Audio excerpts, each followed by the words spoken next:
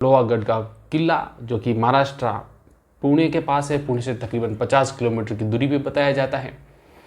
वहाँ से 350 फीट की ऊंचाई से एक लड़की एक लड़के को अपने प्रेमी के साथ मिलके धक्का दे जाती है, और वो लड़का जब नीचे गिरता है तो पूरे एक दिन तक उसकी लाश तो मिलती ही नहीं है। अगले दिन उसकी लाश मिलती है।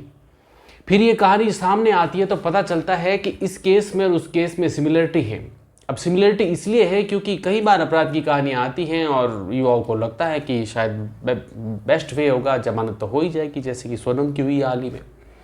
तो ये जो किस्सा है 18 जून साल 2026 सुबह तकरीबन 10 बजे के आसपास लोहागढ़ का किला, उस किले पे एक लड़की अचानक से रोना चीखना चिल्लाना शुरू कर देती है।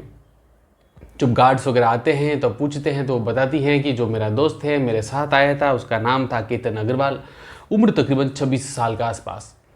अब वो यहाँ हम लोग खड़े थे और किसी अचानक से उसका पाँव स्लिप हो गया और फिर वो यहाँ से खाई में नीचे गिर गया।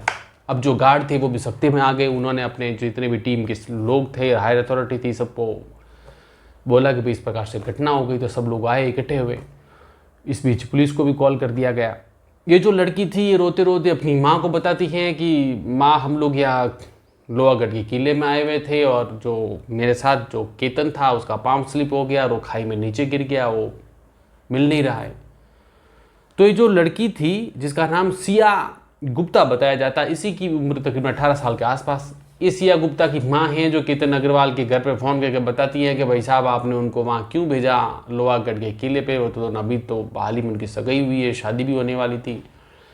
तो घर वालों ने कहा भाई क्या हो गया ऐसा। तो उन्होंने कहा कि एक्चुअली में उसका फ़ोन आया था और जो केतन है वो उस किले से कहीं से स्लिप होकर नीचे गिर गया है।